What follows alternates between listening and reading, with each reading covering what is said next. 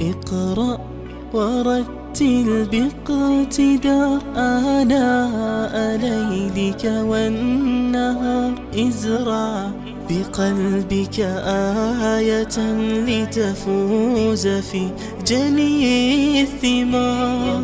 طب حياتك إنها بالذكر زاهية المنى. قوم لسانك مبحرا معنا على تاج الوقار.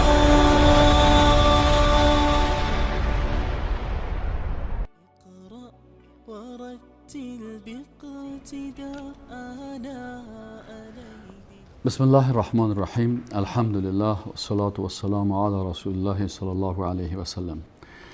دوستان سروران عزیز، السلام علیکم و رحمت الله و برکاته.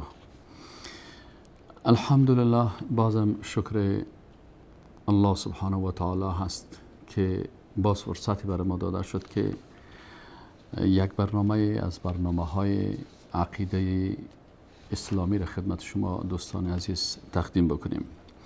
دوستان، موضوع امروز ما اقسام توحید عبادات است. در توحید عبادات که در برنامه‌های قبلی پیرامون از او صحبت کردیم، این بود که انسان مسلمان و مسلمان موحد افراد الله بالعباده را در نظر می داشته باشه و منظور از افراد الله بالعباده این است که یگانگی الله سبحانه و تعالی در عبادت است. پس لازم است که ما بفهمیم که عبادات چند قسم هست. اگرچه عبادات در قرآن عظیم شان و احادیث رسول الله صلی الله علیه و سلم به شکل اجمالی و تفصیلی ذکر شده و این عباداتی که در قرآن عظیم شان و در احادیث رسول الله صلی الله علیه و سلم ذکر شده، این عبادت ها تقسیم نشده که کدام تقسیم بندی ها باشه، ولیکن علمای اسلام به خاطر از اینکه این ساده و آسان شود عبادت ها را تقسیم کردن تا یک کسی که طلبه علم و دوستانی که اونا میخواین که آسانتر و ساده تر ایره یاد بگیرن و مراعات بکنن، بر از اونا این تقسیم بندی ها بیان شده است. در قسمت ازی که ما عبادت ها را انجام میدیم و علما میگن که عبادت ها 4 قسم هستند. عبادت هایی هستند که به نام عبادات قلبی گفته میشن. قسم دوم عبادت هایی هستند که به نام عبادت های زبانی گفته میشن که توسط زبان انجام داده میشه. و قسم سوم عبادت های بدنی هستند که توسط اعضای بدن، دست، پا، چشم، گوش و غیره استعمال میشن. و عبادت های چهارمی عبادت های مالی هستند که توسط مال انجام داده میشه. ولی یک قاعده کلی است که وقتی ما یک عبادت انجام میدیم، بعضی اوقات هر 3 یا هر 4 ازی در یک عبادت جمع میشه. مثلا شما وقتی به حج میرین، در عبادت حج که است هم نیت داخل است که این عبادت قلبی هست و در حج همچنان عبادت بدنی هم داخل است که اعضای بدن انسان حج میکنن و هم زبان انسان در داخل است، چرا اذکار است، تسبیحات است، تلاوت قرآن است و چیزهایی را که گفته میشه، و هم مال انسان مصرف میشه. پس در یک حج هر 4 قسم از این داخل است. ولی خدمت شما دوستا عرض کردیم که این به خاطر از اینکه ساده تر و آسان تر باشه، از این خاطر علما این را تقسیم بندی کردن تا ما بتانیم به سادگی را بفهمیم و باز پسان همین قاعده را تطبیق میکنیم که احیانا ما میتونیم که در یک عبادت چندین قسم، یعنی قلب و زبان و اعضای بدن و مال همه از اونا شریک باشه، مثل که برای شما مثالش در عبادت حج عرض کردم. خب، قسم اول عبادت های قلبی هست. عبادت های قلبی کدام عبادت ها را میگن؟ طبعا عبادت های قلبی عبادت هایی را میگن که توسط قلب انسان انجام داده میشه، به این خاطری را عبادات قلبی میگن. عبادات قلبی تقریبا 7 قسم هستند که هر کدام از اینا ضرورت است که انسان مسلمان این عبادت ها را بفهمه و در این عبادات خالق متعال و وحدانیت الله را در این عبادت خود، اما که گفتیم افراد الله بالعباده، یگانگی الله را در عبادت چی کنه؟ مراعات بکنه. پس عبادت قلبی چی هست؟ افراد الله بالعبادت القلبیه، یگانگی الله را در عبادت قلبی باید ما چی کنیم؟ مراعات بکنیم. از اولین عبادتی که توسط قلب صورت میگیره این عبادت نیت است. همیشه انسان مسلمان وقتی عبادت را میکنه در هر عبادت نیت انسان دخیل است. از این خاطر انسان مسلمان یکتاپرست در عبادت های خود باید نیت خود زیاد در نظر داشته باشه که مثلا نیت خود چه قسم و با چه شکل نیت خود توحیدی بسازه. و از نیت در قرآن عظیم الشان غالبا با اصطلاح اخلاص زیادتر تعبیر میشه. مثلا ما و شما در آیت شریفی که میخوانیم که الله سبحانه و تعالی میگه که و ما امیرو الا لیعبدوا الله مخلصین، آیت 5 سوره بینه هست. در آیت 5 سوره بینه الله سبحانه و تعالی میگه که و ما امیرو الا لیعبدوا الله، و امر نشدن مگر ای که عبادت بکنن الله را مخلصین له الدین، که در او اخلاص باشه و چی باشه؟ دین هم خاص برای الله سبحانه و تعالی باشه. علامه منوی رحمه الله میگه که اخلاص خلاصی قلب از تمام آنچه که قلب را مکدر میسازد میباشد. یعنی اخلاص چی هسته؟ اخلاصی است که انسان مسلمان در یک عبادت 100% نیت خود خاص به خاطر رضایت الله سبحانه و تعالی میگیره. و امی که علامه ابن مناوی چی میگه که اخلاص خلاصی قلب از تمامی آنچه که قلب چی میکنه مکدر میسازه. هر چیزی که است که قلب مکدر میسازه او را باید از قلب خود انسان دور بسازه. و به می خاطر علمای اسلام به خاطر از که ما قلب خود چه قسم چیزایی که قلب مکدر میسازه کدام هستن، یکی خرابی در نیت است که این نیت بالاخره به شرک اکبر مبدل میشه. از این خاطر علما میگن یکی شرک اکبر است و یکی شرک اصغر است و یکی شرک خفی است. این 3 شرک است که نیت انسان مکدر میسازه.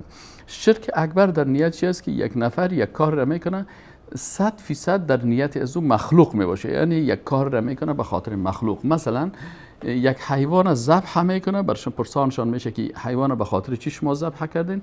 میگه ما این حیوان به نام فلان شخص و به خاطر فلان شیخ و به فلانی مرقد و به فلانی بت و فلانی مجسمه ما این حیوان ذبح کردم. مشکل اینجا پیدا میشه که کسی که در نیتشی باشه که من این حیوان به خاطر از این مخلوق انجام میتم، ذبحش میکنم و به خاطر رضایت از او انجام میتم، پس اینجا نیت مکدر شد و این نیت حتی سبب شرک از این شخص میشه.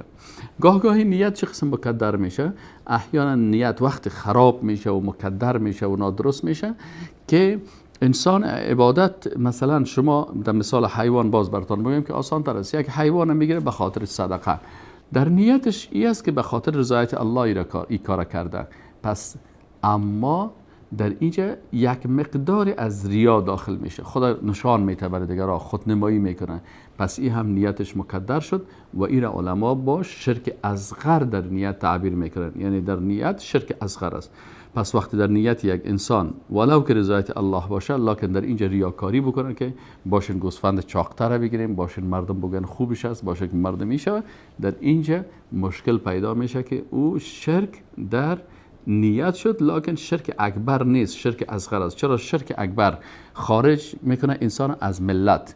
مثلا اگر یک کسی یک حیوانی را میگیره و میره به نام کدام درگاه، به نام کدام زیارت، به نام کدام مرقد، به نام کدام شخص این ذبح میکنه، اینجا ای به شرک اکبر مبتلا میشه. چرا؟ این عبادت به غیر الله کرد. اما اگر این حیوان به خاطر رضایت الله در نیتش است که من این کار به خاطر رضایت الله میکنم، لکن چیزی از ریا در تظاهر و ریاکاری در عمل از این صورت میگیره، این باز شرک اصغر است که شرک اصغر حکم میشه است که انسان از ملت اسلام خارج نمیکنه. پس او مسلمان و مؤمن هست، ولی مشکلش است که این شخص بالاخره با وجود از که این در ایمان داخل است، لکن امی عبادت از توسط نیت غلط ازی توسط امی ریاکاری ازی از بین میره. قسم سوم دیگه که است شرک خفی هست در نیت می باشه. در نیت احیانا نیت که مقدر می سازه یا ای عبادت مقدر می سازه چی است که وقتی یک کسی یک عمله، مثلا امی حیوان مثالش بدیم، شخص اول حیوان خرید به خاطر از اینکه به نام فلانی زیارت و به نام فلانی مرقد و به نام فلانی شخص و به نام فلانی مخلوق، این شرک اکبر داخل شد. نفر دومی امی حیوان گرفت ذبح کرد، به نام الله ذبح کرد و در نیتش مخلوق نبود لکن ریاکاری کرد، در این صورت برای شرک اصغر شد. اما قسم سوم شرک خفی هست. شرک خفی چیست؟ شرک خفی است که انسان عمل به خاطر رضایت الله میکنه و در عمل ازی رضایت الله هست و در اینجا ریاکاری هم نکرد. ولی مشکلش است که بعضی اوقات همین نفر که شرک خفی پیدا میشه، اگر مردم این توصیف کردن و تمجید کردن و گفتن خیلی زیبا بود، بسیار خوبش بود و این ازی بسیار خوشحال شد و منتظر ازی است و در اینجا شرک خفی داخل میشه.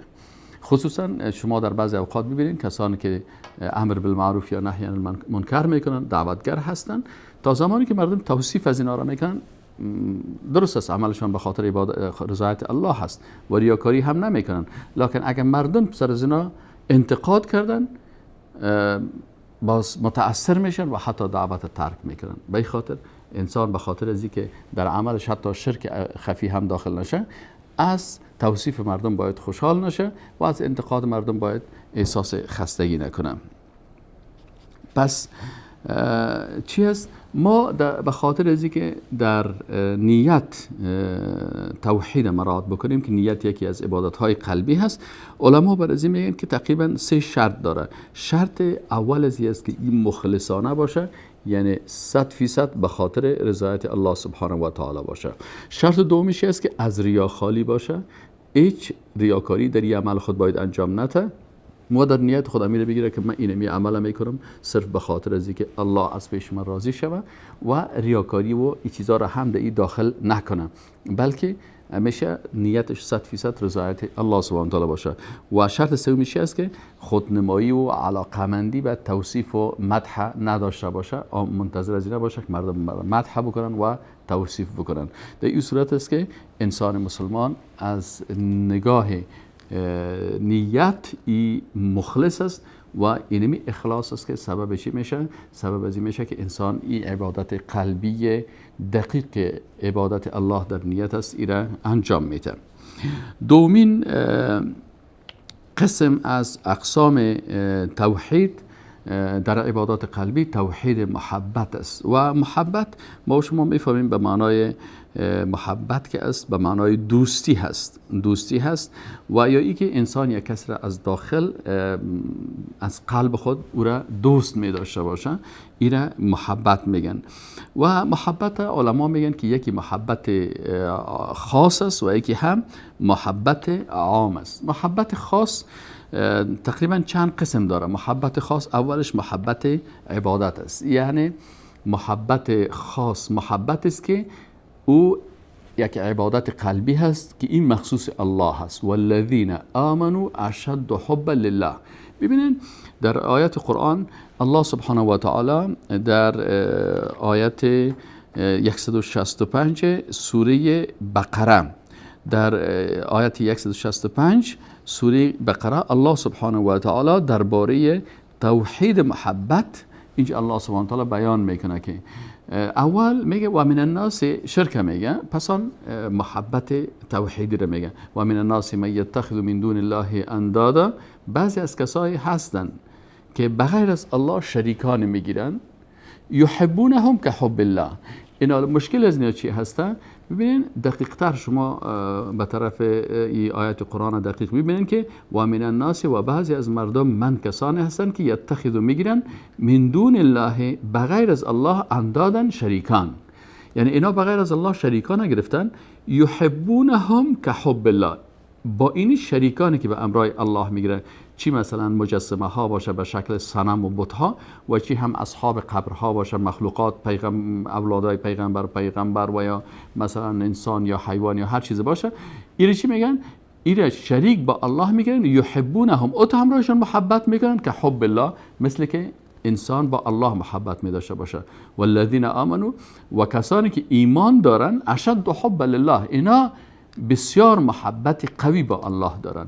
در اینجا ما و شما در این آیت دیدیم که الله سبحانه و تعالی برای ما و شما محبت عبادت بیان کرد. اون محبتی که قلباً با الله سبحانه و تعالی ما داریم، این محبت توحیدی است. ما الله را عبادت میکنیم، محبت بسیار قوی به امرای الله داریم که در محبت الله هیچ کسی را شریک نمیکنیم. این محبت است که امرای خوف و رجا یک جای می باشه. محبت هست به الله محبت داریم، از الله میترسیم و امیدوار نفع و ضرر از الله هستیم.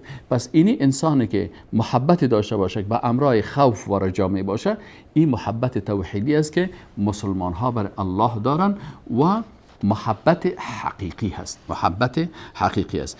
قسم دوم محبت فی الله هست. محبت فی الله. محبت فی الله چی معنی هست؟ محبت فی الله او محبت هست که یک انسان مؤمن موحد یکتا پرست یک مخلوق به خاطر الله دوست داشته باشه. اصل محبت محبت الله هست. مثلا ما رسول الله صلی الله علیه و سلم دوست داریم. چرا دوستش داریم؟ به خاطر از او را دوست داریم، او را به خاطر الله دوست داریم، چون پیغمبر الله هست. پس اصل محبت محبت الله هست و محبت نبیین، صدیقین، شهدا و صالحین به خاطر ازی. من علی را دوست دارم. چرا؟ به خاطر ازی که علی دوست الله هست.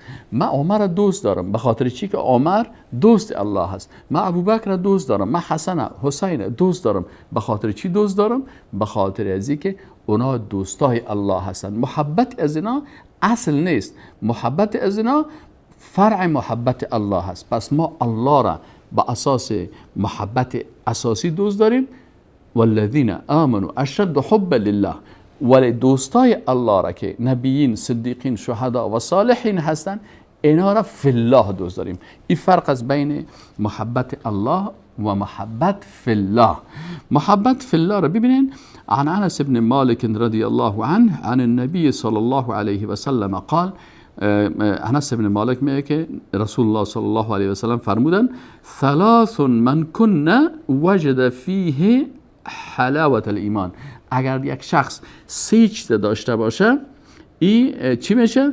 ثلاث من کن فیه وجد حلاوت الایمان. اگر یک شخص این سه عنصر در وجود ازی باشه، این حلاوت و لذت و مزه ایمان میچشه. یعنی خود ایمان داشتن لذت داره. شما وقتی یک غذا را میخورین، غذای خیلی عالی و زیبا را میخورین، این بر شما یک لذت می داشته باشه.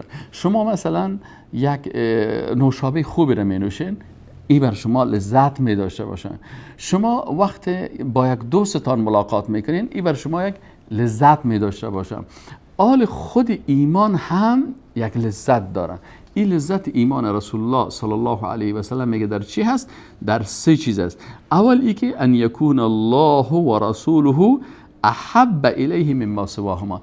ای که الله را و رسول الله را نسبت به ما سوای از اینا بیشتر دوست داشته باشه. پس ما الله را دوست داریم، از تمام مخلوقات جهان کردن الله را دوست داریم. از مادر خود، از پدر خود، از همسر خود، از اولاد خود، از هر کسی الله را دوست داریم. و محبت فی الله رسول الله صلی الله علیه و سلم دوست داریم، به خاطر از مادر خود، از پدر خود، از فرزند خود، از همسر خود. به خاطر چی؟ به خاطر که ما لذت ایمان حاصل بکنیم، چون این محبت است که به خاطر الله هست. و ان یحب المرء لا یحبه الا لله. دوم لذت ایمان کسی می داشته باشه، حاصل میکنه که یک شخص را دوست می داشته باشه، او را دوست نمی داشته باشه مگر به خاطر الله. یک کس را میبینیم به خاطر دیندار است، متدین است، خوب است، میگیم ما این را دوست داریم. محبت ما و دوستی ما به خاطر الله هست. زیاد کسایی هستن یک کس را دوست می داشته باشن به خاطر مالش، یک کس را دوست می داشته باشن به خاطر پولش، یک کس را دوست می داشته باشن به خاطر چیزهایی که مثلا چیزهایی که در زندگی هست. این به خاطر ازی الله را دوست داشته باشه. لکن مسلمان واقعی و حقیقی کسی است که الله را دوست می داشته باشه، یک کس به خاطر الله، ان لا یحبه الا الله. سوم چیز و ان یکره ان یعود فی الکفر کما یکره ان یقذف فی النار. اینا اقدر از رفتن به کفر احساس کراهیت میکنن و بدبینی میکنن، مثل که یک نفر در آتش دوزخ بفته. پس یک نفر ایمان خود آنقدر دوست داره که از دست دادن ایمان آنقدر جدی میگیره، مثل که مثلا او در آتش بفته. یعنی این بی ایمانی مثل که کس در آتش ایره بیاندازه. این انسان باز امو لذت محبت حقیقی را و ایمان حقیقی را حاصل میکنن. پس انال این محبت چی هست؟ محبت الله شد، محبت فی الله شد. و قسم سوم محبت چی هست؟ محبت مع الله هست که قسم سوم از این یا باقی اقسام از اینا که محبت های دیگه هست ان شاء الله در برنامه بعدی خدمت شما تقدیم میکنیم. و السلام علیکم و رحمت الله و برکاته. اقرأ ورتل باقتداء آناء ليلك والنهار ازرع بقلبك آية لتفوز في جني الثمار. طب حياتك إنها بالذكر زاهية المنى. قوم لسانك مبحرا معنا على تاج الوقار.